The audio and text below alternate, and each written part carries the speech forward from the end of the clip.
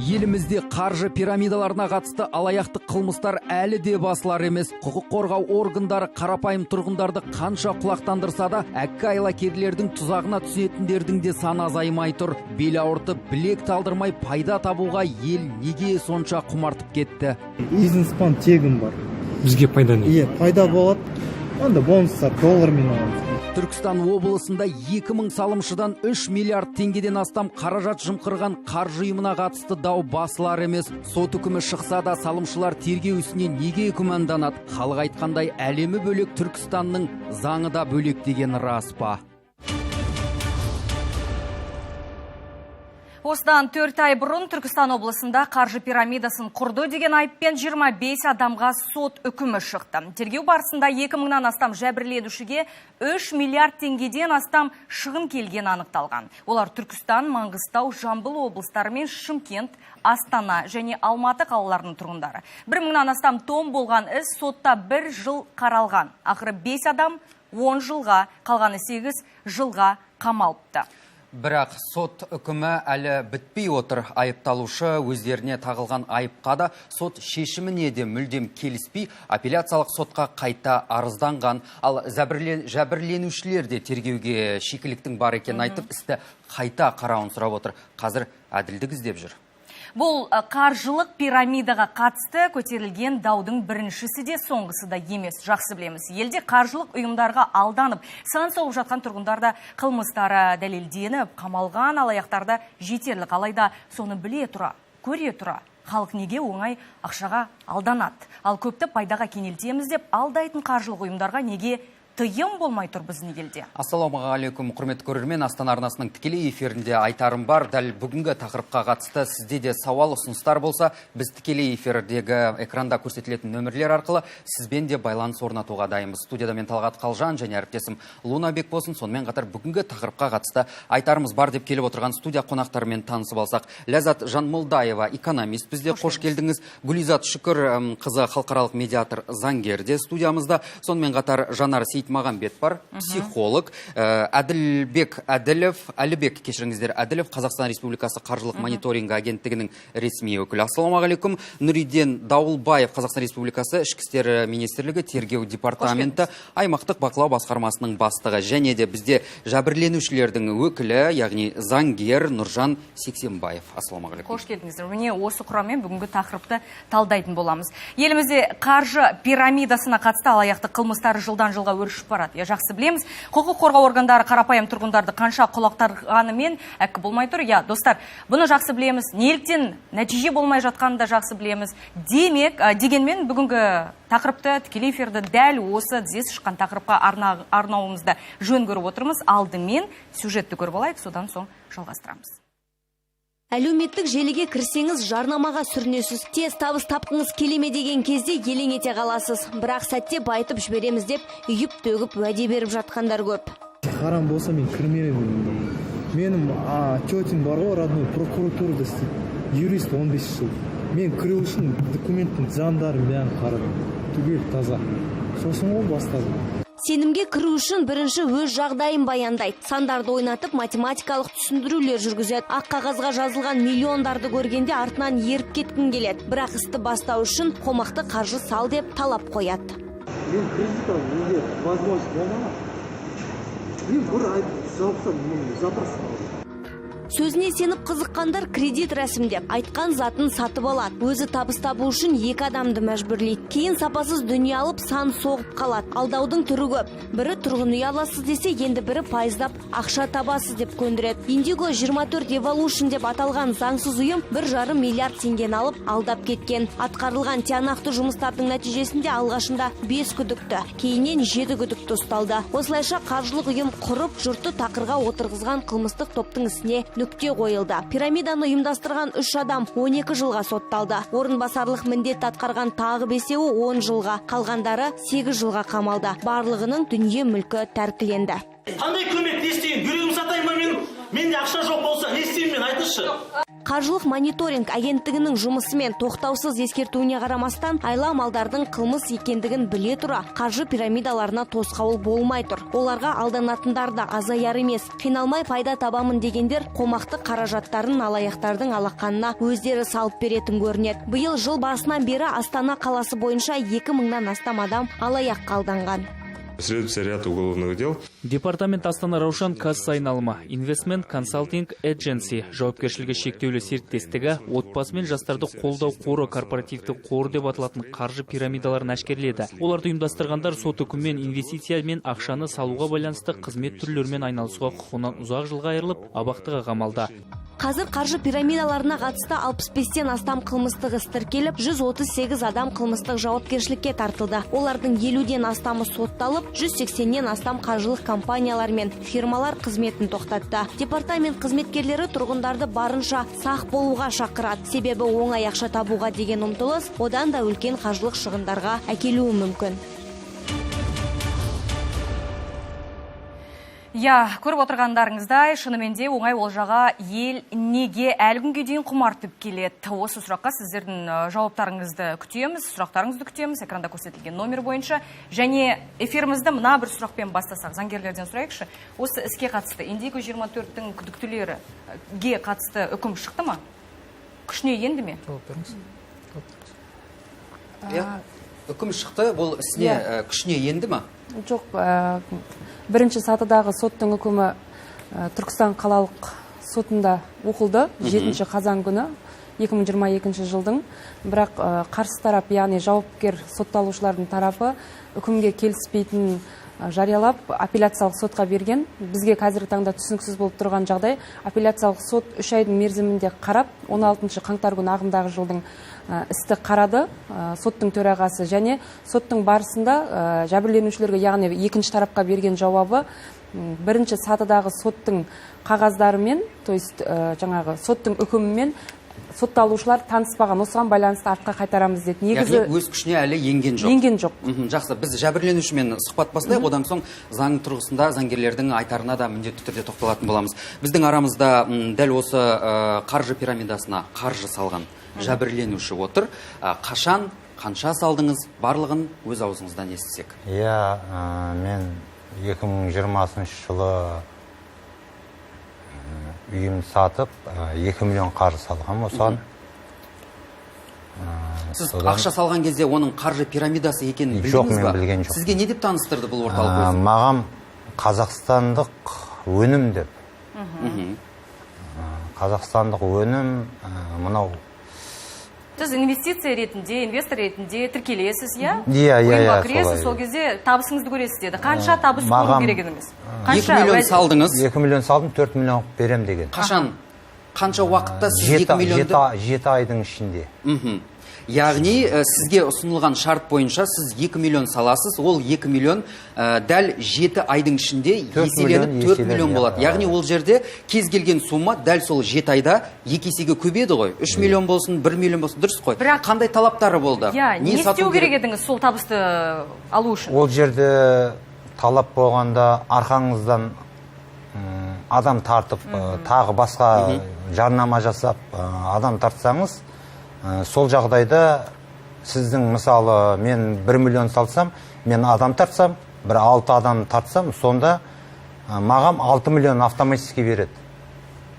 Мұрат мырза, сіз ол кезде адамды алып келесін дегеннен ақ күдік туғызған жоқ па? Адамды алып келесін деген бір қаржы пирамида дегенмен салыстыруға. Маған күдік туды, мен айттым, бұл қаржылық пирамида емес па дегенде, маған жоқ, осы қазақстандық өнім деді. Қазақстандық өнім. Сіз ол өнімді алуыңыз керек па, сатуыңыз керек па, өндіруіңіз керек па? Жоқ, енді бізге солай аталды, солай айтылды. Не өнімді деп сұраған жоқсыз ба, Мұрат мырза? Жоқ, мен сұрадым. Қандай өнімді, немен айналысыз? Ол жерде дәрі-дәрмек. Яғни сол дәрі-дәрмекті алып сату керек болдыңыз ба? Енді мағам сату керек деп айтқан жоқ ол жерде, бірақ дәрі-дәрмек жағынан өнім деді. Яғни сіз салған қаржы дәрі-дәрмек өндіруге айналысады. Ақша қаржылай құйылады, короче, солай. Әлбек мырза, Бұрын соңды ондай тақырыптарды көтердік, бірнеше рет келдіңіз, әшкере болған ұйымдар да бар, және осы жерде қазір сызып айтып өтейікші, көрермендерге түсінікті болсын. Дәл осындай Мұрат мырза секілді жәбірленушілер бір кез келген ұйымға, болмаса бір бизнеске тіркелмес бұрын алдымен тексеріп алу керек. Қай жерден қалай тексеріп алу? Алдымен тексеріп алу керек. Ең біріншіден ақша салған кезде оның жаңағы пайда, яғни қосымша ақша беру шарттарын көру керек. Оның айтып отырғаным студия қонағының Мұрат мырзаның 100%, 7 айдың ішінде 100% үстінен үстем ақы болады дегенге сенген адамды көріп мен шыны керек таңғалып отырмын. Осы жерде тоқталайық. Заң тұрғысында қанша пайыз көреді? Жалпы белгіленген ақша кредит несие саясаты бойынша комитет бар. Соның белгіленген белгілі бір мөлшері бар. Жаңа жылдан бастап 16,5-ға дейін пайыз ғана береді. Кез келген банкке барған күннің өзінде сізге 1 жылдық пайыздық мөлшерлемені береді. Одан артық беру бұл енді бір фантастика. Артық берсе күдік туғызатын бірден бір белгі. Әлбек мырза негізі біздің студиямызға бірнеше рет келіп, бұны бірнеше рет қайталап айтты. Десе де өзіңізде көріп тұрсыз, жәбірленушілер азайып жатқан жоқ. Екінші бір, яғни қаржы пирамидасының тағы бір белгісі бұл артынан адам тарту. Өзінің артынан келіп 6-7 адам тартсаң үстінен пайыз қосылады деген сияқты екіншіден. Сондықтан да ең біріншіден ақшаны әкеліп кез келген компанияға инвестицияламаңыз деп айтпаймыз, тағы да айтамын. Инвестициялаңыз, бірақ қаржылық нарықты реттеу агенттігінің реестрі бар. Google-ға терсеңіз шығады өзі. Қалай тереді? Иә, Гүлизат ханым. Қазір біз жәбірленуші Мұрат мырза толыққанды түсіндірмей отыр. Бұл компанияға неге 2,5 мыңға жуық азамат алданып отыр бізде? Бірінші кезекте компания 2017 жылы бізде өткен экспоның кезінде өздерінің мобильдік құрылғысын жарнамалаған. Демек, біздегі мынау терминалдар жүріп жатыр ғой қазіргі таңда, ақша салатын терминалдар. Дәл сондай терминалды өндіреміз, Қазақстанға біз өзіміздің мобильдік терминалымызды кіргіземіз, яғни Kiwi өнімдер сияқты деген. Одан бөлек, бұл компанияның тағы азаматтарының алдануына себеп болған ұлттық банктың өзінен бұл компанияның лицензиясы болған. То есть қаржы айналымдарын жасауға ұлттық банктың негіздемесі ретінде тоның өзінің атында лицензиясы болған. Одан бөлек бұл тоның өзінің кепілдік сертификат қағазы болған. Бұл жердегі халыққа түсіндірген уақытта бат өнімдері кейіннен қосылған. Ең бірінші кезекте халыққа берілген жарнаманың кезінде мобильді құрылғыларды Қазақстанға кіргіземіз. Kiwi, мынау басқа өнімдер бар ғой. Біз тәуелді болмаймыз, Россияға болмаймыз. Солардың орнын біз орнықтырамыз, солардың орнын біз аламыз. Ақша аудару үшін, біз Ресейді байытқанша Қазақстанды байтайық, құрылғы өзімізде болсын деген жарнама болған. Бұны сол кездегі ақпарат министрі біздегі Дәурен Абаевтың ол кісінің өзі арнайы жарнамасын жасаған. Мен тыңдап отырсам, қазір сені ұялататын басты бізде қазір мына жерде міне барлық несі қадамдарды жасалды. Ұлттық банктың негізінде лицензиясы болған. Көп болған дейсіз. Ол лицензияны ұлттық банкты бергенін сіз тексердіңіз ба? Дәл ұлттық банк ол лицензияны бергенге сізде нақты дәлел бар ма? Сіз тексеру өткіздіңіз бе? Бізде осындай жарнамалар көп болды. Менде қазір енді мәселе мынада ғой. Жақсы, бұл компания мобильді қосымшаны Қазақстанға енгіземіз, тағы да бір қаржылық бір жүйелерді енгіземіз, технологияны. Мұрат мырзаға нақты пайдасы не сонда? Бұдан. Мұрат мырза барып 2 миллион салып отыр.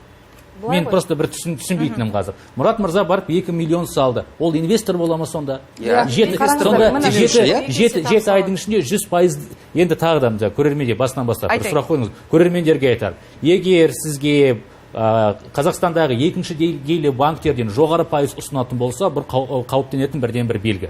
Бір. Екіншіден, қаржылық нарығын реттеу агенттігінің азаматтардан ақшаны тарту, инвестициялау туралы лицензиясы бар ма, жоқ па, соны тексеру керек. Үшіншіден, қаржылық мониторинг агенттігі жаңа жылдан бастап Telegram мессенджердегі байқа пирамида деп аталатын арнайы Telegram ботты жасап шығарды. Оған тек қана мына сіз көрсетіп отырған Инстаграмдағы жаңағы скриндар ғой бұл. Соның сілтемесін алып салсаңыз, бірнеше сағаттың ішінде сізге жауап келеді. Бұл қаржы пирамидасы ма, жоқ па? Әлбек мырза, халықаралық ұйым болса, халықаралық орталық болса ше, оны анықтауға тексеруге мүмкіндік бар ма? Оны анықтауға тексеруге болады, дәл солай ссылкасын жібереді. Ол мүмкін Ресейде, яғни немесе басқа бір елде мүмкін заңды қаржы институтта болу мүмкін. Алайда Қазақстанда оның тіркелімі бар ма, жоқ па, соны тексеріп барып, одан кейін Қазақстан территориясына заңды ма, жоқ па, сол жайында жауап сізге бола ма? Қазір Мұрат мырза, сұрағыңызды қоймай тұра тұрыңызшы, әйтпесе мына тақырыптан ауысып кетеміз басқа тақырыпқа. Айтыңызшы, жаңа айттыңыз, инвестор болу үшін Қазақстанда қандай талаптар бар? Ескеріп отырайықшы, өйткені маған да бұндай жарнама келді, маған да хабарласты. Кез келген азамат, яғни қазіргі уақытта IPO-да қарқынды жүріп жатыр, кез келген азамат инвестор бола алады. Алайда оның бүкіл құжаттарын алдымен тексеріп, біреу айтты екен деп, я Инстаграмда мен де барып біреумен фотоға түсем де жарнамалай беремін өзімді. Не нәрсеге назар аударуға, қай нәрседен күдіктену керек? Мен айтып отырмын ғой, ең бірінші өкінішке орай бүгін қаржылық нарықтың реттеу агенттігінің өкілдері жоқ бұл студияда, алайда олар нақты мынадай реестрде, мынадай список бар, содан қарауға болады деп айтуға болады. Бірақ қарапайым халық, егер сізге 100% сен 7 айдың ішінде табыс қайтарасың, үстен көресің дегеннен күдіктену керек, иә? Міндетті түрде. 100% ешқашан. Десе де, негізі ресми емес ақпарат бойынша 5000-ға жуық адам алданған, оның 2000-нан асасы ғана заңды түрде арызданған деген ақпарат бар. Осыншама адамның алданып қалуы менің ойымша жайдан жай болмауы мүмкін. Жалпы осы қылмыстық істің басталуы, оның жүруі қиын болды деп айттыңыз, тіпті біраз жерге барып есік қаққан екен.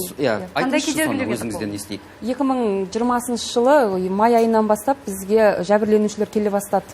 Осы іске байланысты біз халықаралық орталықпыз, біздің орталықта бірыңғай қызмет көрсету орталығында адвокат та, заңгер де, психолог та бәрі қызмет көрсетеді, медиаторларда. И бізге келген уақытта басында біз Түркістан облыстық полиция департаментіне осындай іс жүргізіліп жатқан туралы мәлімдеме жасап алдарына кіргенбіз. Бірақ өкінішке орай біз кіргеннен кейін біраз уақытқа дейін қылмыстық іс ашылмады, қозғалмады.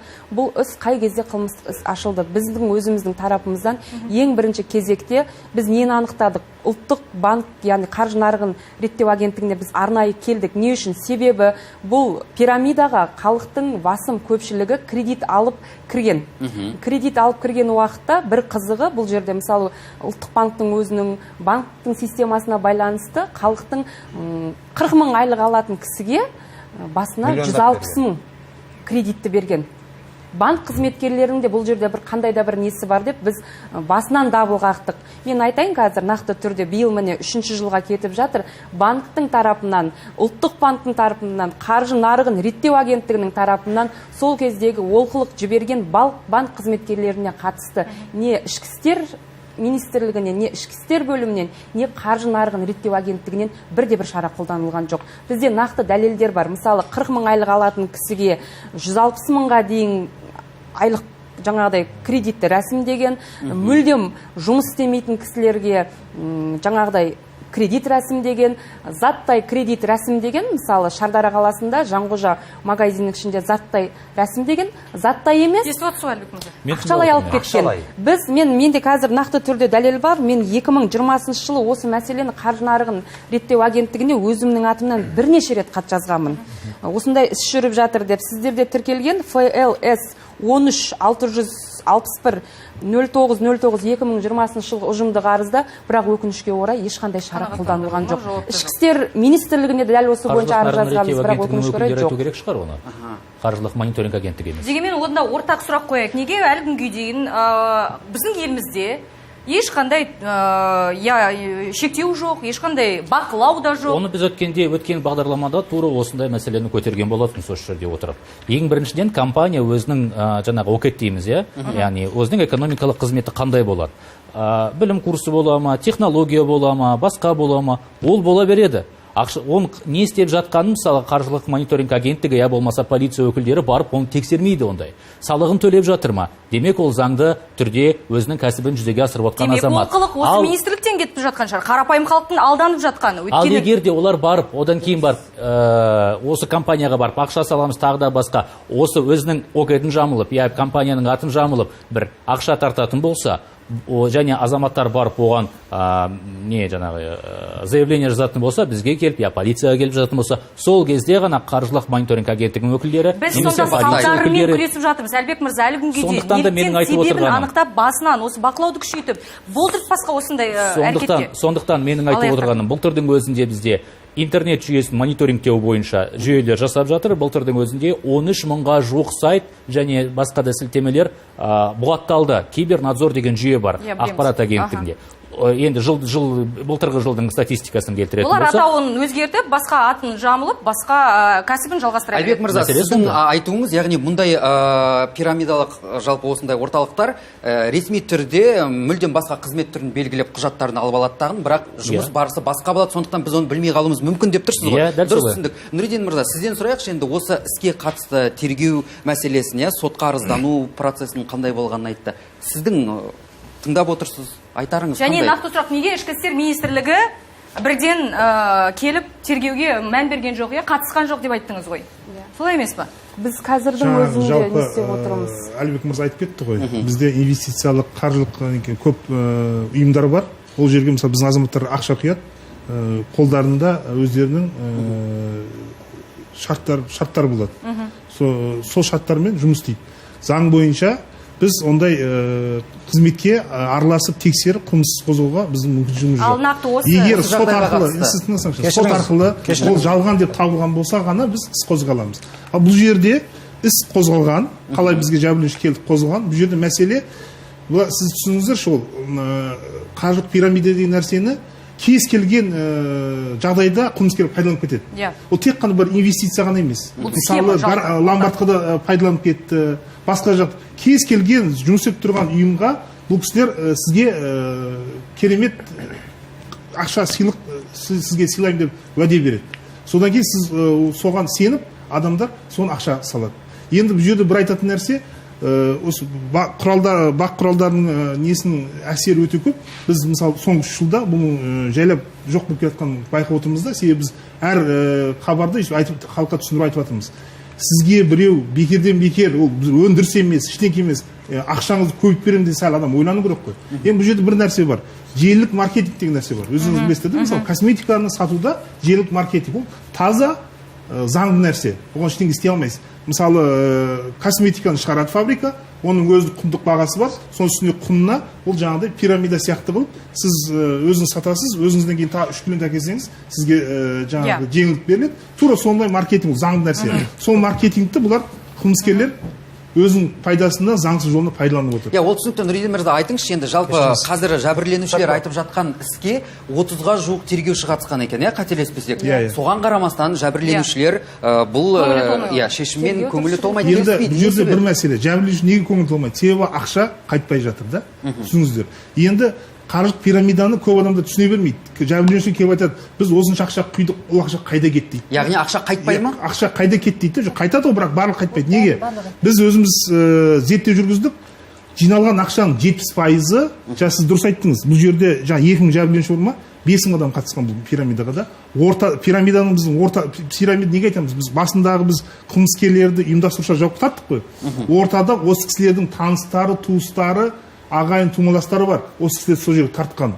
Бұл кісілер бекер барған жоқ ол жерге. Олар ол кісілер бұлар тартып, сол жерден ақша алды. Түсінесіз ба? Сол ортадағы 3000 адам бар ма? Сол жерден пайда көрді. То есть қаржылық пирамидада жиналған ақшаның 70%-ы сондай ары қарай жәбірленуші көбірек тарту үшін соны қайтадан құйып кетеді. Соны біздің азаматтар көреді да, соны қызығып Сонымен қатар бір мәселені айта кетейік, біз айыпталушы тараптың адвокатын шақырғанбыз, ол кісі келуге келісімін берген, біздің журналистер әлі де байланыс орнатуға тырысып жатыр, бірақ өкінішке қарай біздің қоңыраулар жауапсыз. Жоқ, бір не айтып өтейінші осы жерде. Жақсы, сіз айтып отырсыз, біз жаңағыдан қаражаттарды алып кеткен 175 адамды нақты түрде тізімге беріп, қайта-қайта арыз жазып жатырмыз. Біздің жаңа берген арызымызда, мысалы, 175 адамнан халықтың ақшасының жоқ дегенде 50%-ын қайтарып алуға мүмкіндік бар. Кімдер алып кетті, кімдердің қолында қанша 10 миллиондап, 20 миллиондап кетті. Бірақ сіз айтып түсіндіріп тұрмын ғой. Енді қараңыз, дәл осы іске байланысты пайда көріп отқан адамдар бар. Түсінесіз ба? Ол қаржы пирамиданың басында тұрған ұйымдастырушы емес ол. Ортада осы кісілер тартқан адам. Түсінесіз ба? Мысалы, Мұрат жәбірленуші айтып отыр ғой, менен кейін 6 адам тартсаң, маған беремін деп еді. Сол кезде бұл кісі арғы тарта алмай қалды ғой. Егер бұл кісі тартса, сол кісінің ақшасын бұл салар еді да, ана адамдар кетеді. Бұл сол кезде күймей қалатын еді. Заң бойынша біз ортадағы олар біз куә ретінде жауап аламыз, куә ретінде оларды айтады. Біз де алданып қалдық, бірақ бізге олар пайдасын берді, біз қаржы пирамидасы қатысып біз білген жоқпыз. Бірақ біз ешқандай минуста емес. Нұржан мырзаның айтары бар екен, жәбірленуші тараптың өкілі әрі заңгер, Нұрман деңіз. Нұрман. Кешіріңіз, мен сіздің пікіріңізбен келіспеймін, себебі неге десеңіз, мен осы заң саласында 20 жылдан аса қызмет істеп келе жатырмын. Мынау 22 жылдың ақпан айынан бастап 22 жылдың қазан айына дейін мен сот процесіне қатыстым. Біз тергеу әрекеттеріне неге көңіліміз толмайды? Мен өзім сот барысында анықталғаны былай. Сіз айтып тұрсыз ғой жаңағы, бұл жәбірленуші тарапынан тергеу әрекеттері кезінде не қорғаушы, не заңгер қатыспаған. Тек қана сотталушылардың 25 адвокаты бар. Ол кісілер бұрынғы ішкі істер саласының қызметкерлері, прокурор қызметкерлері, жәбірленушілер барып арыз жазады. Ақша берген адам көрсетеді, пәленшеге миллион теңге бердім деп. Ары қарай мынау ұлттық банк, Сольва банкын Шымкент өңірінде ашқаннан кейін 70-тегі пенсиядағы 70-тегі кісілерге де не берген, кредит берген. Каспий банкте кредиті бар, бірақ Сольва банкке барып тағы кредит берген. Одан кейін Шардарада мынандай оқиға болған. Бөрібеков деген жігіт кредит алады да оған кредит қалай шығады? Еш жерде жұмыс істемейді. 78 жылғы жігіт Бөрібеков Бектөре деген еш жерде жұмыс істемейді. Оған балық заводында жұмыс істейді деп 93 мың теңге деп справка дайындайды. Сөйтеді да күндердің күнде мынау дайындап береді ол справканы. Банк қызметкерлерінің өздері. Мен соған келтірейін деп тұрмын ғой. Қазір соған келтірейін деп тұрмын ғой. Басын айтқаныңыз. Келтірмесеңіз осылай сөзіңіз бөлініп кетеді. Қазір бағдарламада аяқталып қалуы мүмкін. 93 мың теңге жалақы алады деп оған кредит шығарады. Елімізде жаңағы карантин болғаннан кейін мынау ақшаны алған кісілер уақытылы нені төлеуге, жаңа кредитті төлемей қояды. Кредит төлемеген соң банк қызметкерлері ол кісіні беспокоить етеді. Одан кейін айтады, мен еш жерде жұмыс істемеймін, маған кредит қалай шықты деп. Оның әйелінің удостоверениесін алады да, бірақ өзі қол қоймайды договорға. Барып кредит әпереді. Әйелі банктен звондаған кезде суицид жасап кесіледі. Полиция қызметкерлері келеді, істі тіркейді, бірақ ары қарай жүрмейді. До конца айтайын. Мен айтып жатқан себебім, тергеуге мен неге көңілім толмайды? МВД-дан комиссия құрылып барды осы іске 2022 жылы. 40 тергеуші Түркістан, Шымкент, Түркістан облысынан жиналды. Тергеушілердің әрекеттері тек қана мынау жәбірленушілердің адвокаты мен юристі болмағаннан кейін бір тараппен ғана жасаған. Мысалы, қылмысты ашу үшін, қаншалықты заңды? Қылмысты ашу үшін. Тоқтаңыз, мен до конца айтып болайыншы, бөлмеңізші, өтініш. Қысқа айтуға тырысыңызшы. Қылмысты ашу үшін кредитті саған кім әперді? Қайтып алдың? Бұлар оны тергемейді. Банк қызметкерлерін тергемейді, служба безопасности тергемейді. Тергеу керек па? Мынау Шардарадағы магазиннен мебель алған, кредитті оформить еткен кезде мен мебель аламын деп оформить етеді, бірақ ортадағы делдалдар 200 мың теңгеден 2 миллион теңгеге дейін берген кредит шығару үшін. Тергеу барысында мен анықтадым, осыны сұрақ қойып. Жәбірленушілер келеді, сұрақ қоямыз. Сіз кредитіңіз бар мына банкте. Мына банктен қайтып алдыңыз десем, пәленше маған әперді дейді. Сен пәленшенің әпергеніне қанша теңге бердің десем, 2 мың теңге бердім дейді. 2 мың теңгеден 2 миллион теңгеге дейін посредниктер жұмыс істеген банктен кредит шығару үшін. Түсінесіз ба? Тергеу әрекеттері оны көрмейді, банк қызметкерін көрмейді, магазиннің қызметкерін көрмейді, ортадағы делдалды көрмейді, тек қана айтады, кредит алып салдың ба, болды, арызыңды жазасын, қабылдап алады арызыңды, жәбірленуші деп қолында қаулысын береді. Одан кейін қазір маған 450 адам доверенность берген. Менің сенімді өкіліңіз болыңыз деп, Шымкент қаласынан, Түркістан облысынан. Сот барысында содан маған қалғаны 183 жәбірленуші қалды. Себебі арыздары тіркелмеген, қолдарында қаулдары жоқ. Коллективін арыз берді деп жүре берген, арыз жоғалып кеткен. Алматы, Тараз, Түркістан, Шымкент облысы, Шымкенттің территориясындағы кішігірім ауылдық жерлерде кредит алғандар бар.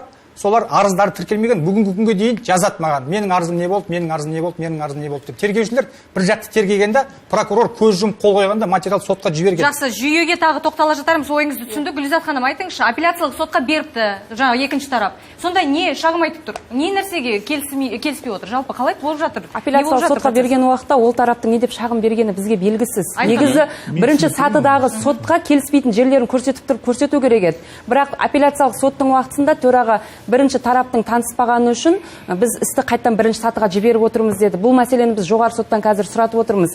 Қазір мен ішкі істер министрлігіне қатысты бір мәселе айтып кетейін сізге. Қараңыз, соттың кезінде 790-шы бумада жәбірленушілер барып танысқан уақытта 2 миллиардқа жуық, 2,5 миллиардқа жуық қаражаттың бар екені бумада болған істе. Бірақ бір қызығы бізде іс сотқа барған уақытта, қолға түскен уақытта дәл сол бумада көрсетілген қаражат істе жоқ. Неге жоқ? Біз соны түсінбей отырмыз. 2 миллиардтан жуық қаражат банк аударымдарда тұр деп көрсетілген.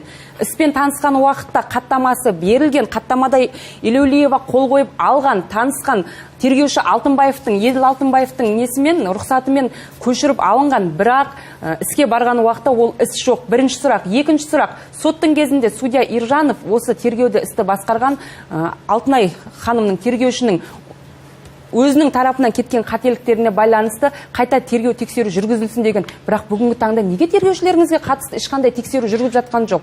Мысалы кеткен оқушыларына байланысты. Айтып өтейінші, сіздер көп нәрсені хабарсыз шығарсыздар мүмкін. Жаңағы біз қаржы пирамида бойынша қылмыстық сотқа жолдадық. 1 жыл тергелді. Білесіздер қанша адамнан жауап алынды. 5000-нен артық жауап қылмыстық істікке қатысты. Бұл жерде жаңа сіз айтып отырсыз ғой, жаңағы неге шағымданып жатыр деп. Ол жерде ұйымдастырып жатқан 5 адам, қалған 20 адам, ол әр өңірдің басшылары. Лидерлері деп айтамыз. Оларды сұрасаңыз, олар да тура жаңа Мұрат сияқты, олар да айтады. Мен артынан адам тарттым, басында мен де тура сондай жәбірленушімін. Мен кінәм жоқ дейді. Түсінесіз ба? А біз соның сол ұйымға ұйымдастырушы ретінде қатысқанын, сол жерден ол пайда көрген дәлелдеп, осында біз айыптап 8 жылға сотталуына біз барлық дәлелдеме жинап бердік. Енді жаңа жәбірленушілер дұрыс сұрақ қойып отыр. Банк қызметкерлерін біз енді қаржылық пирамидамен жауап таппаймыз ғой. Банк қызметкерлері өзінің ісіне салғырттық қарап, яғни кредит алуға ешқандай мүмкіншілігі жоқ адамдарға кредит берген. Ол бойынша қылмыстық іс бөлектеніп, қазіргі таңда тергеу басқармасында тергеліп жатыр. Қаржы агенттігіне бір ондай жоқ, ондай жалған айтудың қажеті жоқ. Қазіргі таңда тергеу жүргізіп жатыр. Ол енді банктың қызметкерлеріне іс-әрекетіне біз баға береміз. Жақсы, желіде біраздан көрермен күтіп тұр. Дәл осы қаржы пирамидасына алданған ұқсайды. Қателеспесек, тыңдап көрейікші. Алло, қайырлы күн. Алло, саламатсыз ба? Қайырлы күн, айта беріңіз. Мен Түркістан қаласының тұрғынымын. Мен де жәбірленушімін. Менің айтайын дегенім, мынау Гүлизат ханым дұрыс айтып отыр, сол кісінің сөзіне қосамын. Бізде мысалы 6 миллион алып, қазір тергеуге ешқандай, мысалы 6 миллионды алып, олар жүрді, ал біздің ақшамыз қайтарылмай жатыр. Біз осы уақытқа дейін 3 жылдан бері кредит төлеп келе жатырмыз. 1 миллионды 2 миллионға қайтарып жатырмыз. Неге соның бәрі заңның аясында шешілмейді? Онда жауабы болсын, бір негізі Әлбек мырза да Нұриден мырза да жауап берді. Толығымен бұл ақшаны қайтару мүмкін бе? Мүмкін емес, иә? Адам тергеу басталсын менің талаптарында, 175 адам 6 миллионды алып, осы уақытқа дейін тергеу әлі болған жоқ. Сол 175 адамға байланысты тергеу басталсын менің. Тергеу жүріп жатыр және оған да қатысты ақпарат берді. 6 миллионды сіз өзіңіз бердіңіз ба? Сіздің отбасыңыздан шыққан шығын, иә? Жоқ, мен өзім 4 миллионға шығындалып отырмын. Онда аз ақша емес. Мұрат мырзадан мына нәрсені сұрап. Жақсы. Иә, біз сіздің мәселеңізді түсіндік. Сұрағыңызға жауап алайық. Иә. Кешіріңіз, менде сұрақ қойып. Қазір осы көрерменнің жауабын алайықшы. 75 адамға жуық адам, 175 адам ақша салды. Міне Гүлзат ханымды хабардар. 175 адам алып кеткен пайдасын. Гүлзат ханымның әңгімесін айтайын сізге да. 2 миллиард ақша тәркіленіп алынды дейді. Өзіңіз ойлаңызшы, ондай үлкен қаржы ешқай тәркіленген жоқ. Ол әңгіме қайдан шыққанын білмеймін, бірақ қазір тура осы жерден шыққаннан кейін тексеруге өзіңіз ойласаңызшы, 2 миллиард теңге жерден алынған жоқ. Бұл бір. Екіншіден, жаңағы айтып отырса 175 адамды бұл кісілер жауап тартысқа отырды, жаңағы лидерден басқа тағы да қосымша адамдарды бұл кісілер енді әр адам өз кімге ақша берді, соны қылмыстық жауапкершілікке тартқысы келеді. Көрерменнің сұрағына жауап беруге заң бойынша сол адамнан ақша сот бойынша өндірілген. 75 адам жәбірленуші болып танылмай отыр дейді. Қалып кеткен жәбірленуші бойынша қазіргі таңға біз бөліктен іс бар ғой. Бүгінгі таңға бізде ол жерде 90 жәбірленуші келді. Бүгінгі таңға арыз жазып, біз бұрынғы іспен арыз жазып үлгермедік, біз қазір қатысамыз деп, ол кісілер біз жәбірленуші таныдық. 175 па, тағы 2000 адам келе ме? Біз барлығын жәбірленуші танып жұмыс істеуге дайынбыз. Себебі қылмыстық іс олар бойынша тағы да сотқа жолданды. Иә, желіде тағы да сұрақ. Сотқа берді ғой, иә. Біз Түркістан облысында сотқа барып қатысты. 3 ай біз осы соттықта шешімін. Енді кеп, абақтыда отырған, мысалы, жаңағы нелер, бізді жаңағы. Солар келіспейміз, біз ешқандай немен апелляция сотқа берді ғой. Сонда ол 3 айдан берді. Неге олар мысалы танысып, одан кейін барып облыстық сотқа ол жолдану керек қой. Жақсы, сауалыңызға рахмет. Уақытты созып жатыр. Гүлзат ханым, иә. қаржы агенттігінен келіп отқан мына Әділбек пе? Сізге бір сұрақ, Әлбек аға, сізге бір сұрақ қойсам. Қараңыз, жаңа біз айттық, банк қызметкерлері заңсыз түрде кредит бергеніне байланысты қылмыстық іс ашылса дедік. Егер банк қызметкерлерінің заңсыз түрде кредит берілгені расталатын болатын болса, жәбірленушінің алған қаражатын банк қызметкерінің мойнына қоюға болады ма заң бойынша? Орынды сұрақ. Бұл мен құзыретіндегі мәселе емес, бұл біріншіден. Онда заң тұрғысынан Ләззат ханым, сіз айтыңызшы. Бұл жерде экономист ретінде осы істе хабардасыз ғой, өзіңіздің бақылауыңызда. Немесе сол жаңағы жәбірленушінің солай мәселе мынада ғой, сіз қазір мен қазір просто несиеге сіздердің бола ма? әңгімелеріңізді тыңдап бір нәрсені түсінбей отырмын. Кешіріңіз, есіміңізді. Нұрман мырза бағана айтып отыр. Жәбірленушілер келіп сұрады. Жәбірленушілерден барып сұрадыңыз. Қалай саған кредит бер дедіңіз. Арасындағы делдалдар барып алып берді дейсіздер, иә, мысалға. Ол делдалдар бүкіл қағаздың бәрін реттеп әкеп берді. Банк қызметкерлерін бұл жерде мен қорғаштап тұрғаным жоқ. Банк қызметкерінің алдында қағаз жатыр ма? Бұл кісі балық зауытында істейді, 95 мың зарплатасы бар, болды. Баратта кредитін береді. Өйткені бүкіл сұрақ қойдыңыз ба? Шартқа кім қол қояды? Кредит енді бізге сұрақ қойдыңыздар, иә, жалпы сұрақ қойдыңыздар, жалпы ақпарат беріп жатсыздар. Енді егер де біз диалог құрмасақ, онда не үшін отырмыз бұл жерде? Былай ғой, Әлбек аға. Тұрыңыз, бір минут, мен ойымды аяқтайын, иә. Егер де әр адам, мысалға, жәбірленуші барып, немесе анда ортадағы делдал барып, ана жәбірленушіні арқан байлап әкелген жоқ қой банкте, мен атыма ал, мен саған жасап беремін деп. Өзі барып, өзі іздеп, өзі сондай шарттар, мен жұмыс істемеймін, бірақ маған жұмыс істейтіндей қылып берші деп барды да жаңағы банктен кредит алғызып отыр. Делдал деп отқаным, мен айтып тұрмын, мен сөзімді бастамас бұрын ешкімді қорғаштамаймын. Мен бір мәселеден бұл жерде түсінбей отырмын. Демек, бүгінгі программаның басты жаңағы тақырыбы қаржы пирамидаларына тыйым бар ма? Тиімді өз-өзімізге қойып алуымыз керек. Шарттарын белгілеп. Сіз түсінбей отырсыз, түсіндіріңізші онда сіз. Былай ғой, бұл кісінің түсінбей атқаны. Нұрман арасында. Бір минут күте тұрыңызшы. Бұл кісінің түсінбей атқаны. Сіздің делдал деп атқанымыз біздің қазіргі сотталып отқан сотталушылар. Делдал ортадағы. Былай үйде отырады. Мысалы, мына кісіні жібермекші банк қызметкеріне звондайды. Менің адамым барады саған қазір. Ортадағы делдал деп тұрғанымыз сотталушылар. Егер өзі бара алмаған жағдайда банк қызметкеріне барады. Олардың ключевой сөзі, мысалы, сол жердегі сотталушылардың есімі. Мен надан келдім дейді, болды. Банк қызметкері оған қалай ана жерде шартты толтырады, қалай қай жерде енді келесі бір нәрсе. 140 мың теңге алатын адамның 160 мың теңге ай сайынға төлемі 160 мың теңге. Сонда жаңағы кісі өзі ана банкке барғанда қалай кредит алады, өз атына болсын, басқа біреудің атына, өзі жұмыссыз екен, біле тұра, иә, басқа біреудің айтқанына сеніп. Айтыңыз, Ләззат ханым. Енді бұл жерде былай ғой, қазір көпшілігіміз айтып отырмыз, 40 мың теңге алады, немесе жұмыс жасамайды, бірақ ақшаларын салып, негізгі мақсат халықтың жағдайы төменді, сосын жаңағы табысты молырақ етіп алу, ең басты мақсат сол. Мысалға, қазір қарап отырсаңыздар, осы қаржы пирамидасына алданған кісілердің көпшілігі не үйін сатады, не несие алады. Сөйтіп, яғни сол қаржысын екі есе көбейтіп алу.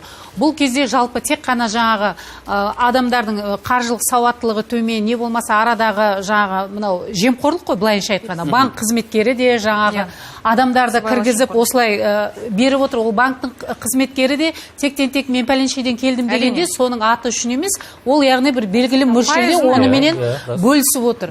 Бұл жердегі ең басты проблема біздің еліміздегі халықтың табыс көзінің өте төмендігі. Инфляция жоғары, айлығының табысының көп мөлшері жаңа азық-түлікке кетіп қалады. Сосын енді қалай әрі қарай адам жақсы өмір сүргісі келеді ғой.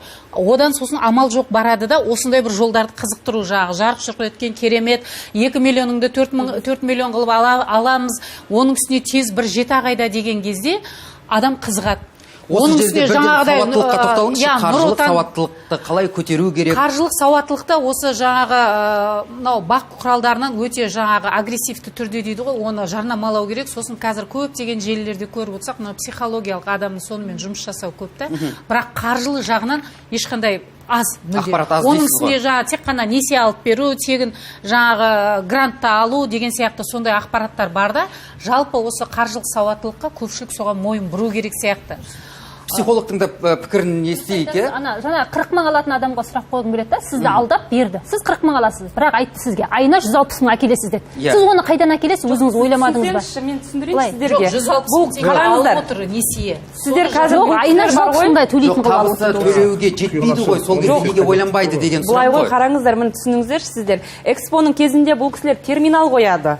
Терминал. Енді қазір бұлар 2 миллион салған уақытта 2 миллион бұлар сен үйіңді күтіп отыра бер, 2 миллионың саған 4 миллион болып келеді деген жоқ қой. Сен терминалдың иесі боласың. Терминалды өзің қалаған магазиніңе қоясың. Қойғаннан кейін содан ақша айналып жүреді. Содан терминалдар деген ғой. А бұл кісілер ойлаған мысалы, хорошо, мен бүгін 40 мың теңге айлығымның... Оны айттыңыз, қазір уақытыңыз сондықтан терминалдарды кәдімгідей өзінің приложениесі ақша аударып енді қараңыздар, ақша айналымына сіздердің тарапыңыздан лицензия не үшін берілген деген сұраққа қойылған уақытта бұлар именно осы терминал айналымын экспоның кезінде кіргізетінін, жұмыс жасайтынын, терминалмен қамтамасыз ететінін, оның ішінде ақша айналым болатын туралы кәдімгі дәлел түрде өткізген. Және сіздердің тараптарыңыздан қаржы айналымына байланысты ол кісілерге лицензия берген. Қалайша бұл өздері нақты бар ма? Ол жай әшейін рекламаға суретке түсіп салып лицензия берген бар, лицензия бар. Лицензия бердік қой. Яғни көпшілігіне қатысы бар ғой онда. Енді қызық бір жағдай болып тұр қазіргі таңда. Компания сотталып жатыр, сотты болып жатыр. До сих пор учетта тұр. Әлі действующий болып тұр. Неге арест қоймайды, неге қақталмайды, неге алып тасталынбайды? Оның мысалы пирамидалық компания екен, неге дәлелденіп тұрған күннің өзінде, неге әлі учетта тұр олар? Әлбек мырза, бұл орталық қара тізімде бар ма? Қара тізімде бар ма? Қандай не? Пирамидалардың, яғни қандай компания? Осы біз айтып жатқан Индиго 24, Индиго бойынша онсыз да іс қозған жоқ қой? Қозғалса да тұр деп тұр ғой. Айтып тұр ғой. Действующий компания 7 жыл деп кеше ғана қайдан алып отырсыз оны? Реестрде көрдіңіз ба? Реестрде тұр. Оны қаржылық нарығын реттеу агенттігіне хабарласуыңыз керек. Біз жерде бар ғой, доп бір-біріне лақтырады. Жоқ, мәселе допта емес. Мәселе допта емес. Тізімде әлі бар. Бұл қылмыстық іс полицияда біріншіден. Екіншіден, неге ол әлі күнге дейін қаржылық нарығын реттеу агенттігінің реестрінен алынбағаны туралы мен ақпарат бере алмаймын. Сонда Нұриден мырза, іс қозғалып жатса да қара тізімге енгізе алмаймыз ба? Сіздер айтпаңыздар, сөйтіп ол тіркелген нәрсені кез келген заңды тұлғаны жою үшін оның өзінің уақытысы процедурасы бар. Ол енді ал енді мен сіздерге бір нәрсе айтайын, біз сәл кешігіп жатырмыз да. Қаржы пирамидасы мысалы 2020 жылы 156 тіркелсе, 2021 121 тіркелді. Былтыр 43-ке түсті. Биыл бір айда қазірге жоқ. Қазір қылмыскерлер басқа нәрсе ойлап табады. Қазір интернет алаяқтық кетіп жатыр. Түсінесіз, осы эфирді пайдаланып біз халыққа қазір түсіндіріп айтайық. Мына интернет алаяқтықпен біз қайттан жылдан жылға қайтып күшейіп жатырмыз. ертең қайттан өйстіп жәбірленуші келді бізге. Бізге банк қызметкерлері звондады, мен атыма несие берді, мен неге құйым дейді. А біз күнделікті айтып жатырмыз. Ешкімге өзіңіздің құжаттарыңызды бермеңіз, нөміріңізді, үйінді бермеңіз, ешкімге кодты бермеңіз деп бәріміз айтып жатырмыз. Бірақ халық соған барып жатыр. Онда неге алданады халық? Сізге бір сұрағым бар еді, мырза. Бір үйден 2 адам сотталуы мүмкін бе, жоқ па? Именно осы Индиго қылмыс жасаған болса мүмкін. Тәжібайбай Бибінұр менің лидерім қазіргі таңда сотталып отыр. Оның күйеуі мені осы нәрсеге, соның үйінде мен жұмыс істеп жүріп, мен осы нәрсеге кіріп кеттім. Мен үйімді сатып кіріп отырмын бұл нәрсеге. Себебі мен арыз жазғанда мен Тәжібайбай Бибінұрдың атынан да жаздым. Күйеуінің де атынан жаздым. Себебі мен Тәжібайбай Бибінұрмен сөйлескен емеспін. Мен күйеуімен сөйлескенмін. Мен ақшаны Тәжібайбай Бибінұрға берген жоқпын, күйеуіне бердім. Сол себепті мен Түркістан облысы Мақтаарал ауданының прокуроры маған айтты, екеуіне бірдей арыз жазу мүмкін емес, екеуін бірден қаматамайсың деді маған. Дұрыс емес па? Бір үйден бір адам жеткілікті деді. Бір үйден бір адам жеткілікті. Сіз зәл түсінбеген шығар. Жоқ, маған дәл осы айтқан сөзді айтайын. Мен сізге түсініп берейін. Ол тек қана сіздің басыңызда емес, бәрінде де болды. Қаржы пирамида білесіз, көбісі әйелдері, күйеулері неге жауап таппағанда бәрі айтады. Көбісі күйеулердің карточкасын пайдаланған, оны білеміз. Ал мына 170 адамның ішінде ол сол мен сізге бағанадан бері айтып тұрмын. Соның ішінде бар. Мен сізге бағанадан бері айтып тұрмын ғой, пирамида деп біз неге айтамыз? Пирамиданы білесіз бе, да? Египетте Хеопс пирамидасы бар, да? Соның біз бас жағындағы заң бойынша біз ұйымдастырушыларды ғана жауап тарта аламыз. Ортадағы жаңағыдай сізді тартқан адамды біз жауап тарта алмаймыз, түсінесіз бе? Ол да жәбірленуші болып табылады. Ол да айтады, мен әйелінің айтқанын ғана істедім, мен бұл нәрсе түсінген жоқпын деп. Түсінесіз бе? Сондықтан ол жауап тартылмайды. Қазіргі көп адам бізге айтатындары, мен дейді сіздер ана сотта жібердіңіздер, мен ақшаны оған берген жоқпын ғой дейді, мен ақшамды өзім туысқаныма, танысыма бердім дейді да. Біз айтамыз, сот арқылы сол кісіні сіз өндіруіңізге құқыңыз бар. Жақсы, осы Индиго 24 қазір қаржылық пирамида ретінде бір ақпарат бар ма? Әйтпесе бүгіннің өзінде бірнеше адам тіркеліп үлгерген шығар. Индиго Evolution бойынша айтып тұрмын ғой, бізде бұл мекеме толық тоқтатылған, жұмыс істелмейді жерде. Бірақ жаңағы қорғаушымыз айтып отқандай, кезінде бізге арызды уақытылы дұрыс жазбаған, басқалардың арызына қосып жазып кеткен бөлек арызданушылар келіп жатыр. Біз ол қылмыстық істі бөлек тергеп, сотқа қайттан 25 адам сотталды деп отырмыз ғой. Қайттан солардың айыпкер ретінде танып, қайта сотқа жолдаймыз. Қара тізімде бар. Қара тізімде бар. Қазір бір көрермен. Алло, қайырлы күн, біз Полковник мырза, айтыңызшы, өтініш. Қазір қоңырау қорында алайық. Қайырлы күн, алло. Алло, сәлеметсіздер ме? Сұрағыңызды қысқа нұсқа қойсаңыз өтініш. Сіздер айтып отырсыздар ғой, қазір мен де сонда Индиго 24-тің жәбірленушісі боламын. 160 мың кредитті қалай төлеймін, бастарың істемейді ма дегенге келтіріп отырсыздар ғой. Олай емес. Ол ортадағы адам, например, мен өзімнің бастығым кіргізген, қоярда қоймастан. Барда ала бер миллион теңгені алды. Оған дейін 2 миллион қыл қайтқанға дейін біз өзіміз төлеп тұрамыз. Содан кейін барып сенен ұстап қаламыз деген. Солай алдайды елдің барлығын. Ол адамдардың басы істемейді емес, ол 40 мың айлық алатын. Я дұрыс, мен де 80 мың айлық алатын едім. Сөйтіп, мен де кредитқа кіріп кетіп, қазір 2025-ке дейін соны төлеп отырмын. Әрі жұмысымнан айырылдым, бастығыммен жаман болып қалып. Қай аймақтан хабарласып тұрсыз? Түркістан облысынан. Жақсы, рахмет. Енді бүгінгі сарапшылардың кеңесін тыңдайық, естейік. Сонда басшысы. Мемлекеттен бар ғой, бұл жерде қайыр жоқ. Көріп тұрсыздар ғой, мемлекеттен қайыр жоқ. Бүкіл жемқор, банкке барсаң да жемқор, анда барсаң да жемқор. Адам деген өз-өзіне сену керек бұл жерде. Ол деген қаншама адам сотталды, 50 адам сотталды дейді. Ертең тағы сіздерге әкеледі да, 50 адам сотталды дейді, ақшаларыңыз жоқ дейді. Ал ане 100 адамды соттадық дейді. Ол соттау емес, мысалы ана Малайзия, Филиппинде бар емес пе, қаржы пирамидасын құрды ма, өлім жазасына кесу керек болды. Соттаған аз болып тұр бұл кісілерге. 50-100 деген адам соттап жатыр, қайда жоқ болып тұр. Бұл жерде айтыңызшы енді. Психологиялық тұрғыдан жаңағы мен мына кісі дұрыс айтады, бастығым деп отыр. Сіз де айтып отырсыз, бастығым жұмыс істеді. Не қылған сондай ар ұятты білмеймін. Яғни бұл жерде қорқыныш болып тұр ма? Бастықтарға қорққаннан кіріп кетуі мүмкін бе? Үлкен сенім ғой, сіз өзіңізден үлкен адам, құрметтейтін адам сізге бір нәрсе айтса, иә, құрметтейтін адам келсе сенесіз. Мысалы жаңа Народный банк лицензиясына сеніп тұрсыз, сіз бастығыңызға сеніп тұрсыз. Бұл жерде бастықтың ар ұяты, мысалы бір соншама қандай қарамағында жұмыс істейтін, не? Бастық секілді үлкендерді қатаң жазалау керек. Басындағы адамды өлім жазасын кесуді қабылдау керек. Болды. Сотталған аз болып тұр. Өйткені 50 адам 100 адам сотталды деп жатыр. Біздің вопрос. Полковник мырза, басындағы адам анықталып тұрған жоқ. Сізге сұрақ рұқсат па? Нұрман мырзаның сұрағын тыңдайықшы енді. Лидерлер болмай ма енді? Нұрман мырзаның сұрағын тыңдайық, қыздар. Тергеу әрекеттерінде мүлікке тыйым салынған, бірақ тәркіленбеген. Биыл 3-ші жылға өтіп жатыр, біз білмейміз, ол мүлік тек қана қағаз жүзінде арест қойылған, тәркіленбеген. Судьяға да, прокурорға да мен бірнеше сұрақ қойдым. Заң шеңберінен аспаңыз, Сексенбаев дейді. Айтатындар осы. Сіз заңгерсіз ғой? Мен заңгермін. Тәркілеуді кім шешеді? Ол тәркілейтін уақытта... Мен сізге сұрақ қойдым, тәркілеу мәселесі кім шешеді? Сұрақ қойдық біз оған. Сұрақ қойдық. Өз сұрағыңыз өзің жауап беріп тұрсыз. Сұрақ қойдық, қадатайсы. Ответім мынандай. Заң шеңберінен шықпаңыз, Сексенбаев мырза дейді, болды. 60-ға жуық көлік алынды да, бірақ мемлекеттік автотұрақта тұрған жоқ. Қай жерде тұр? Ертең олардың бөлшектерін сатылып кетпесіне кім кепіл мысалы? Біз қойып атқан вопрос. Мен сіздерге айтайын, тергеу барысында біз барлық жылжымайтын мүліктің бәріне тыйым саламыз, ал оның тәркілеу мәселесін сот шешеді. Сондықтан мен соттың шешіміне бұл жердегі ақша қайтару мүмкін бе? Осы жаңағы мүлігін сатып, ақша өндіріп, ақшасын қайтару мүмкін бе? Тәжірибеде, практика болды ма? Қандай бір пайызын қайтару? Evolution'да бізде 2074 адам қатысты ғой да? Гарант 24-те бізде Ақтөбе қаласында болған кезде. Білесіз бе, 4000 аса адам қатысты. Ол жерде ең басты мәселе автокөлікпен жұмыс істеді. Көресіз, бұлар неше түрлі нәрсені табылады да? Жоқ, жақсы, ақшаны қайтарып алу мүмкін бе? Автокөлігіңізді сатып алды олар, қылмыскерлер, сөйтті үшінші адамға сатып жіберді.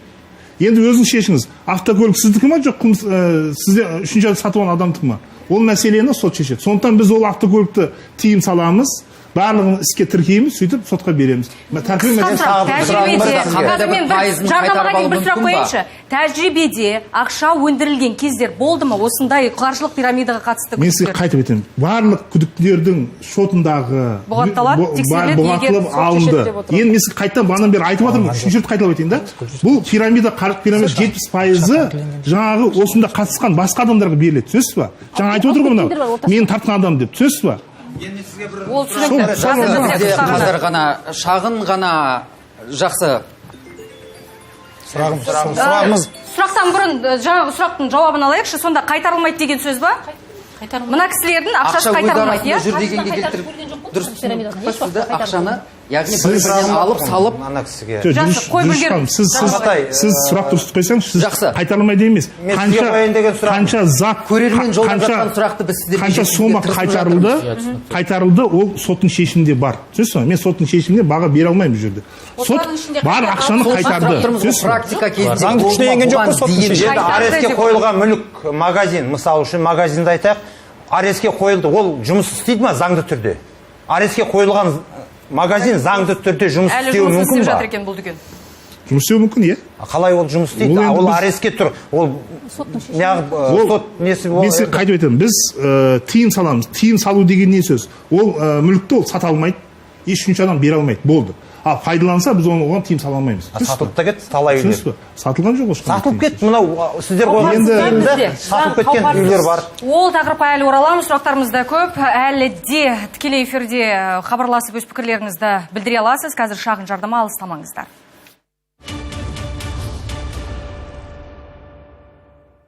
Тікелей эфирдеміз. Жардама кезінде де қызу талқыланып жатыр бұл тақырып. Сарапшылар өз кеңестерін де беріп жатыр. Біздің жәбірленушілермен бірге келген, қазір сіз көрмей отырған жәбірленушілер қатары көп. Барлығына бірдей кеңес беріліп жатыр. Елімізде негізі өткен бір жылдың ішінде 25 қаржы пирамидасы жойылып, ұйымдарға құдайдай сенген азаматтардың 8,3 миллиард теңгесі өтелген. Құқыққа қайшы контенті бар 8,8 мыңға жуық сайт пен аккаунт бұғатталған. Ол туралы Әлбек мырза да бірінші рет айтты. Бірақ осыған қарамастан, қазақстандықтар қаржы пирамидасын құрған адамдарға миллиардтаған теңгесін өз қолдарымен жинап беруін тоқтатар емес. Алданғандар соңынан зар еңірегендер жетерлік. Осыны қазір тағы да назарға алып, қорытындылайықшы. Уақыт аз қалды. Қандай амалға көшу керек? Нұрден мырза, Әлбек мырза, сізді айтып жатсыз манадан. Тізімді тексеруге болады, реестрден қарауға болады, қара тізімде бар. Бірақ дегенмен әлі күнге дейін басқа атау алып, басқа кәсіппен, басқа схемамен кіріп жатқан қаржылық пирамидалардың әрекеттері, жұмыстары, бизнесі әлі құрықталып жатқан жоқ. Шектеу жоқ, бақылау жоқ. Шынымен де дәл солай, өйткені бір пирамида жабылып жатса, бір әрсін өзгертеді, басқасын ашып, әрі қарай жүргізе береді. Оны былтырда айтқан болатынбыз. Өткенде осы студияға келген кезде пирамидалардың, жабылып кеткен пирамидалардың атын пайдаланып, өзінің бір стабильностін көрсету үшін алатты, әрі қарай басқа бір адам ашып, тура сол атаумен жүргізе береді. Енді түрлі мемлекет тарапынан болсын, түрлі тәсілдер, түрлі инструменттер жасалынып жатыр. Оның ішінде менің айтып отырғаным Telegram мессенджердегі бот. Байқа пирамида деп аталатын Телеграмға енгізсеңіз, іздеу жолына байқа пирамида. Соның ішінде аласыз да ссылканы жіберіп, нақты тексеруге болады. Бұл бір. Екіншіден, ақшаны инвестициялаған кезде кез келген компанияның құжаттарын мұқият тексеру керек. Біреу айтты екен деп оған сене салуға болмайды, өйткені бұл сіздің үлкен бір қаражатыңыз. Біреу өзінің үйінен, баспанасынан айырылып жатқан жағдайларды біз күнде көріп жатырмыз. Сондықтан бүкіл құжаттардың барлығысын мұқият тексеріп, бұл жеке өзіңіздің қауіпсіздігіңіз. Әр адамға айтарым.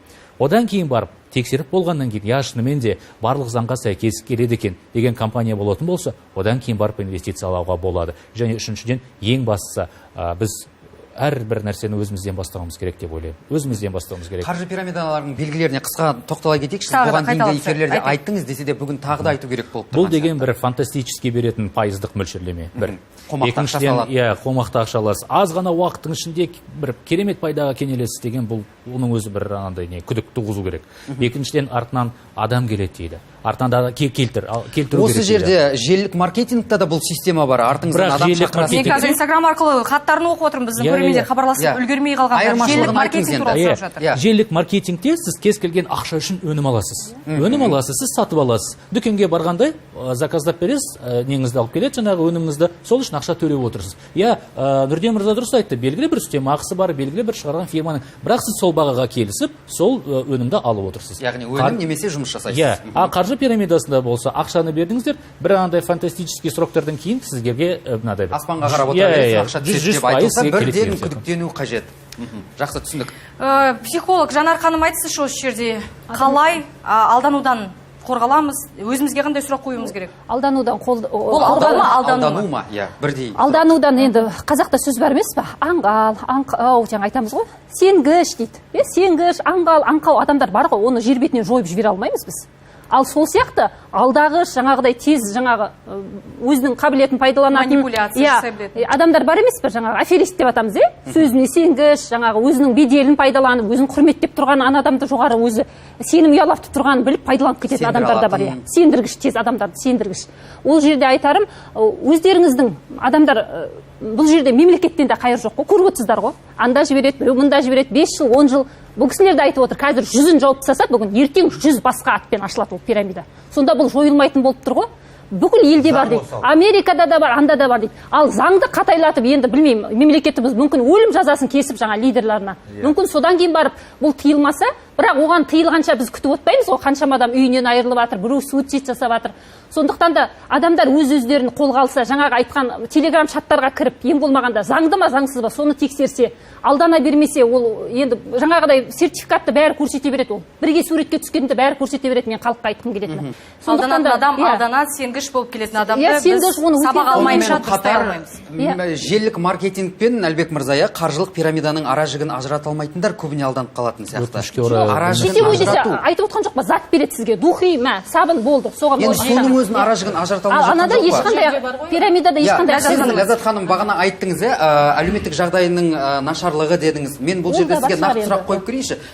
Жағдайдың нашарлығы ма, жоқ әлде қаржылық сауаттылықтың төмендігі ма? Екеуі де бар.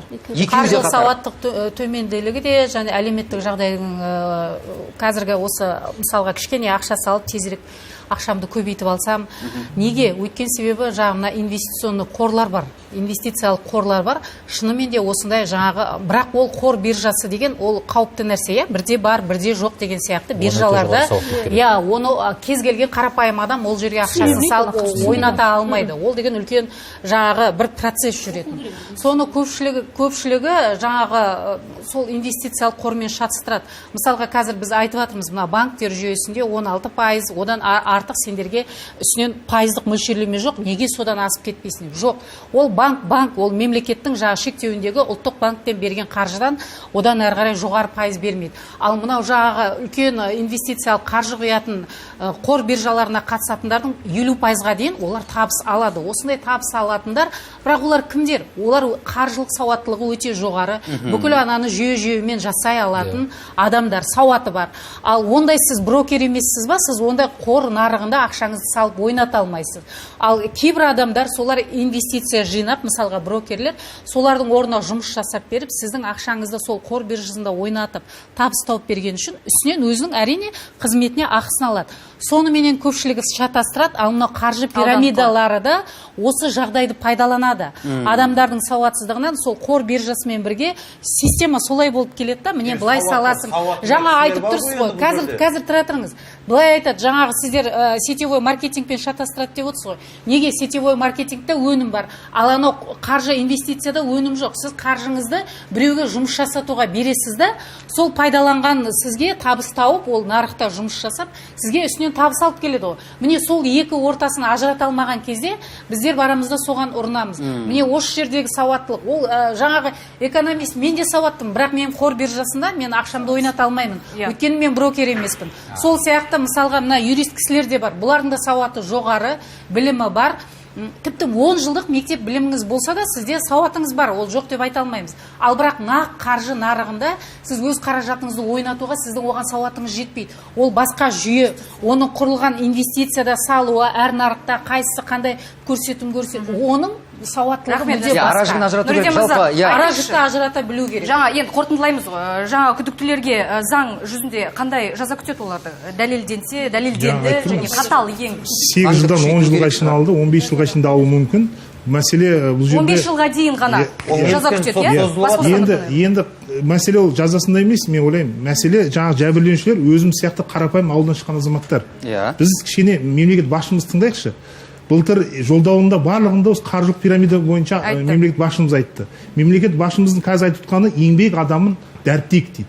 Еңбексіз келген дүние бізге болмайды. Ол оңай пайдаға қызықпаңыздар. Ол біреу сіз үшін пайда тауып береді деген нәрсеге ешкім сенбеу керек.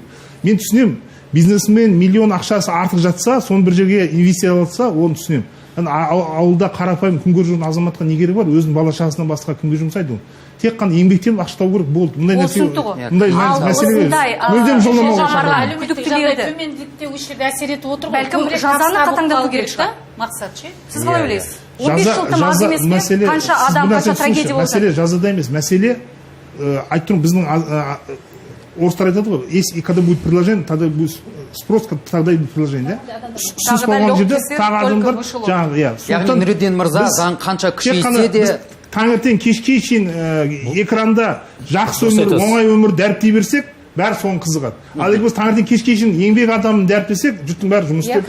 Бұл жерде превенция ғой ең бастысы. Мен қанша уақыттан бері қанша рет қонаққа тергеле ма, осы сотталады ма деген сұрақ сізге. Қайсы? 175 адам қазіргі жәбірленуші болып танылып, соларға ақша қайтарылмайды. Солар жоқ, ол 175 адам бастапқыда ақша салып, табыс тауып үлгерген миллиондаған ақшаны. Сіздер қазір сол адамдарда ақшаның барлығы, сол адамдардан ақша бізге қайту керек, қайтуы тиісті. Өйткені олар 1 миллион салды, 6 миллион, 7 миллиондап, 8 миллион, 40 миллиондап алғандар бар ой жерде. Ол мысалы 1 миллион, 2 миллион салды. Шақырған адамның үстінен ақша өндіріледі дегенге сенесіз бе өзіңіздің? Қазір жаңа эфирдің барысында естіңіздер ғой. 175 адамға қатысты ол кісілерде ол кірген, осылай пайдасын алдым деп жауап беру мүмкін, оларға қылмыстық іс ашылмауы мүмкін деп тұр. Былай ғой, бізде мемлекеттің бірден бір негізін қалаушы халық болмаса мемлекет жоқ. Халық бүйтіп алдана беретін болса, мынау бізге заңның қажеті де жоқ. Жаңа сіз өте орынды сұрақ қойдыңыз. Заңды мүмкін күшейту керек шығар деген. Күшейту керек заңды. Сонымен қоса, осы пирамиданың жұмыс жасауына кім мүмкіндік берді? Лицензияны беріп, бірақ сол лицензия берген мекемесін толыққанды түрде бақылауға алмады ма, онда сол бақылауға алмаған мекеме де заңға тартылсын. Осы пирамиданы құрықтамаған мүмкіндігі бар мынау органдар бар ма, олар да заңға тартылсын. Сол кезде ғана халықтың қаражаты қайтарылуға мүмкіндік бақылауды күшейту керек. Бізге өкінішке қарай уақыт тығыз, әлі де жалғастырамыз. Инстаграмдағы дайректке өзіңіздің сауалдарыңызды жіберсеңіздер болады, сарапшылар міндетті түрде жауап береді. Негізі елімізде алаяқтардың алуан түрін меңгеріп алған топтар айылын әлі де жияр емес. Жеңіл ақша оңай табыс кімді болмасын қызықтырмай қоймайды. Бірақ құжаты да мөріде заңды тіркеуде жоқ қаржы пирамидаларына көпшілік неге алдана береді? Қызыл сөз, жалған уәде, ауыз толтырып айтатын мол табысқа адамдар саналы түрде өздері барады. Сонымен қатар психологияда тез байып кету синдромы бар екен. Сол себеп адамдар алаяқтыққа оңай алданады. Алаяқтардың арбауына түскендердің басымы бөлігі қарапайым адамдар. Өйткені қаржылық тұрғыдан студиядағы спикерлерде айтқандай сауатсыздықтың деңгейі төмен. Елімізде қаржы пирамидасына ресми түрде тыйым салынған десе де бұл мәселе өзектілігін әлі жоймай тұр. Себебі құзырлы органдар оның себебін емес, әзірге салдарымен күресуде дегенде ой жазылды бүгінгі эфирде. Шымды ой пікірлеріңізге рахмет. Естіген құлаққа алтын сырға. Сау болыңыздар, ертеңге дейін. Амандықта жүздесейік. 15 жастағы қызды алып қашты. Өтеу ретінде анасына берген 600 мың теңге жігітті қылмыстан құтқара ала ма? Әкесінің шағымы ескеріле ме? 16 жасқа толмаған адаммен жыныстық қатынасқа түсуде қылмыс. Қыз алып қашу дәстүрі қылмысқа айналып кеткен жоқ па? Қызға мәжбүрлеп үйленгендердің жазасы қандай?